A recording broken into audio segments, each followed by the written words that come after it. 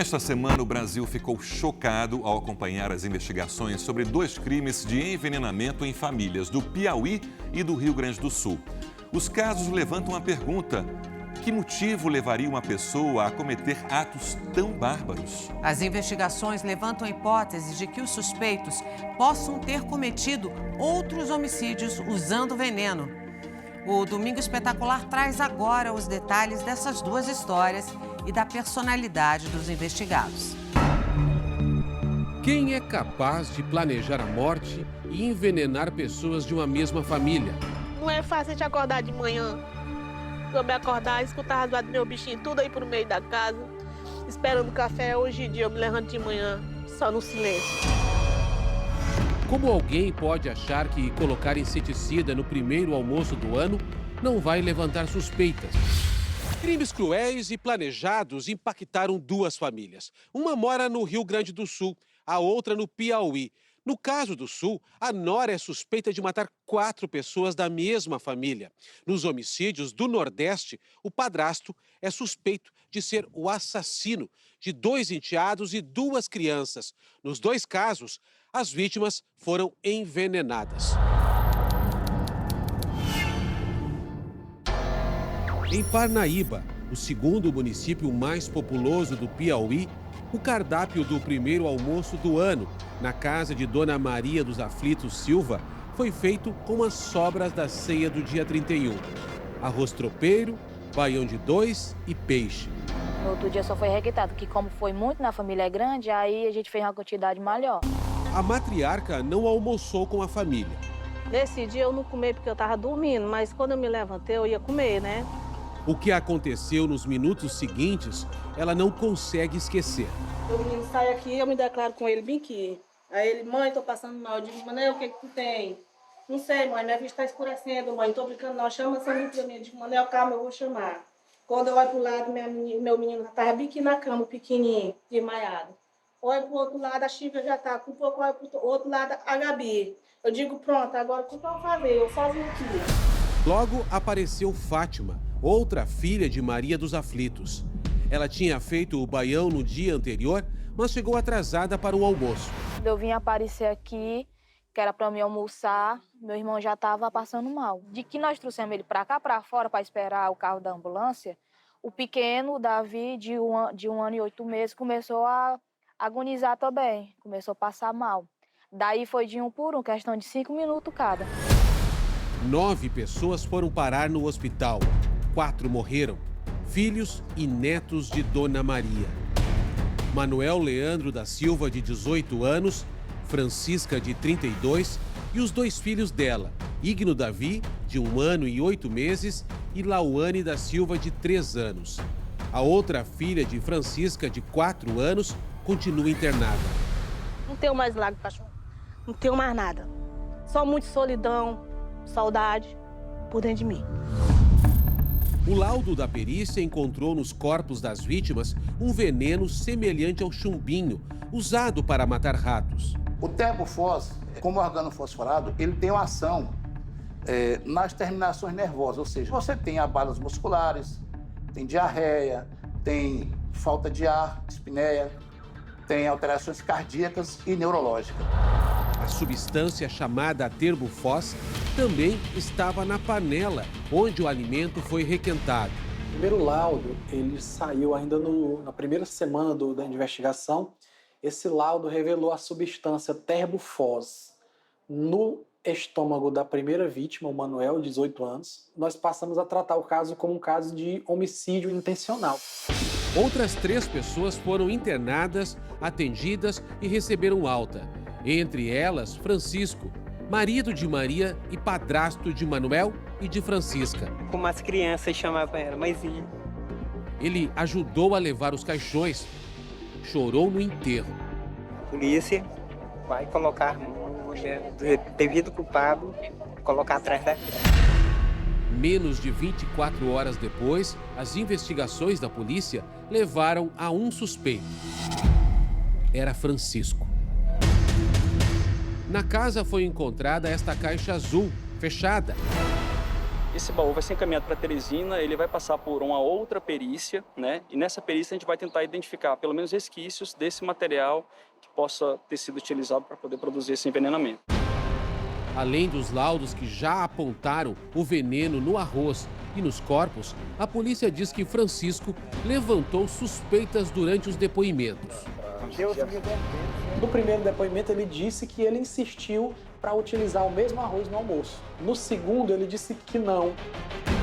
A polícia descobriu também que ele mantinha uma espécie de kitnet, onde foram encontrados celulares, revistas e DVDs. Nós encontramos também muito material com cunho nazista. Esse material a gente vai avaliar, mas no momento a gente não está colocando ele diretamente como essa contextualização de relação direta com o fato. O delegado não acredita na participação de outra pessoa, mas afirma que as investigações só terminam em 30 dias, quando o inquérito será encaminhado para a justiça.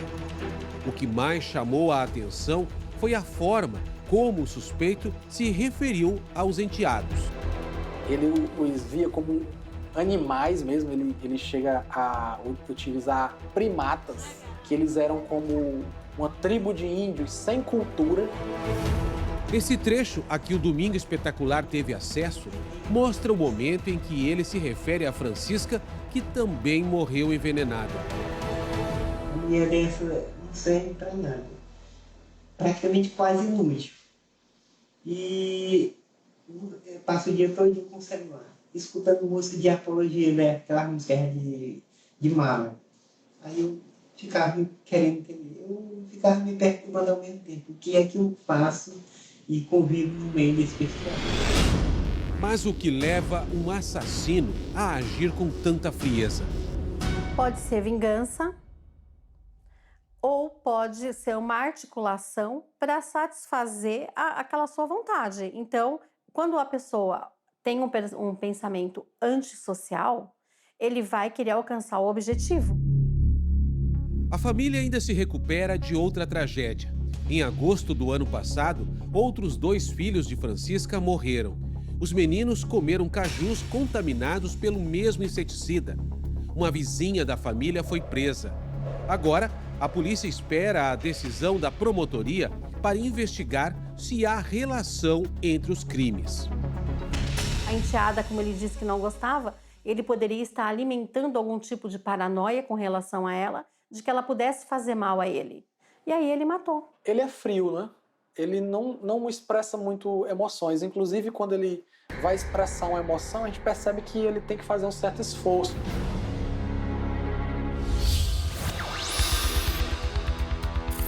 Uma desavença entre a sogra e a nora por causa de R$600 pode ter sido a motivação do envenenamento de 6 pessoas em Torres, no Rio Grande do Sul, na véspera do Natal.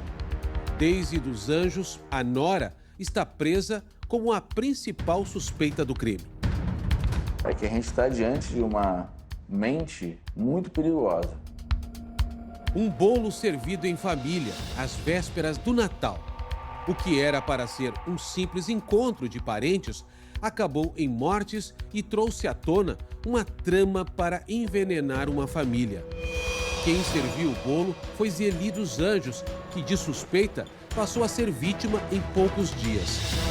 As suspeitas sobre quem teria interesse em envenenar a família vieram depois da polícia reunir depoimentos de parentes. Todas as testemunhas afirmavam que não havia desavenças entre as irmãs que pudessem motivar um crime, a não ser por um detalhe, uma rixa antiga entre Zeli e a nora dela. A polícia chegou então a Deise Moura dos Anjos. Esse saque de R$600 que ocorreu há 20 anos atrás, numa conta conjunta que ela tem com o seu marido, ela passou a odiar a sogra por causa disso. A dona Zeli devolveu no dia seguinte. Parentes chegaram a contar que Deise ameaçou a família. Foi afirmado que a investigada envenenaria os integrantes da família e queria ver toda a família no caixão. No dia 23 de dezembro, Zeli levou para o encontro o bolo caseiro que sempre fazia parte das festas da família.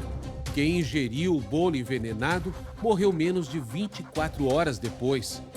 As irmãs Maida Berenice Flores da Silva, de 59 anos, Neuza Denise Silva dos Anjos, de 65 anos, e uma filha de Neuza, Tatiana, de 47 anos. Outras 2 pessoas sobreviveram. A mulher que preparou o doce, Zeli dos Anjos, e um sobrinho dela, com 10 anos de idade. A concentração encontrada foi uma farinha, e a concentração de arsênio nesta farinha era 3.000 vezes maior que a concentração encontrada no bolo. Se constatou que se trata de um crime premeditado, sem um motivo que pudesse justificar tamanha crueldade com as vítimas. Ela vinha pesquisando já sobre veneno. Seu Oscar é primo de Zeli. Ele conta que Deise manteve o mesmo comportamento frio durante os sepultamentos das vítimas do envenenamento. Ela estava bem tranquila. Estava junto com o marido dela, que é o Diego, né? Deise negou em depoimento à polícia ter envenenado alimentos, mas contou que ficou irritada pelo fato da sogra ter preferido passar o Natal com as irmãs e não com o filho e o neto. O envenenamento de 3 pessoas da mesma família chamou a atenção da polícia e de parentes para outra morte. Esta acontecida em setembro do ano passado. O sogro de Deise, com quem ela também não tinha um bom relacionamento, havia morrido com sintomas de intoxicação alimentar. Paulo e Zeli passaram mal no dia 2 de setembro, após tomar café com leite em pó e comer bananas trazidos dias antes pela suspeita. Deise sugeriu cremar o corpo do sogro.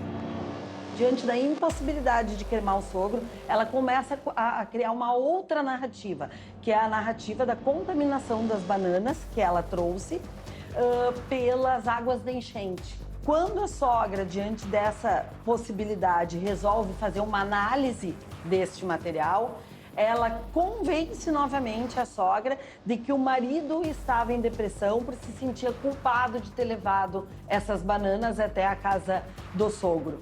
E consegue, então, que nada fosse feito e o sogro acabasse enterrado com suspeita de infecção intestinal. A justiça pediu a exumação do corpo de Paulo Luiz dos Anjos, de 68 anos. Nos testes laboratoriais também foi constatada a presença de arsênio. No mês de agosto, não resta dúvidas que ela cometeu um homicídio triplamente qualificado também. Deise permanece detida em uma penitenciária feminina em Torres. A polícia diz que se surpreendeu com a facilidade para comprar o veneno pela internet. As entregas foram realizadas pelos Correios, então nos causa surpresa, estranheza e preocupação o fato de que essa substância poderia ter caído na mão de outras pessoas, inclusive crianças, adolescentes. Nós fomos até o endereço onde Deise, o marido e o filho moravam, no município de Nova Santa Rita, a 200 quilômetros de Torres. Segundo os vizinhos com quem conversei, a casa está fechada desde a virada do ano. Como é que você me descreve a Deise? Ela era gentil, doce, assim, uma pessoa educada, extrema educação, assim, para falar com a gente. Tentamos contato com Diego, marido de Deise e filho de seu Paulo e dona Zeli. Para a polícia, ele não é investigado. Encaminhada para a caixa postal. Grave seu recado agora. A defesa de Deise aguarda que os documentos e provas da análise do corpo de seu Paulo sejam judicializadas e passem a fazer parte do inquérito depois de decisão judicial. Se eles forem contrariados novamente ou se sentirem ameaçados, a probabilidade de voltar ao cometimento de crimes é muito grande. Para os parentes, a sensação é de perplexidade. Aconteceu, agora a gente vai ter que conviver com a falta dele, não adianta, né? A lembrança fica.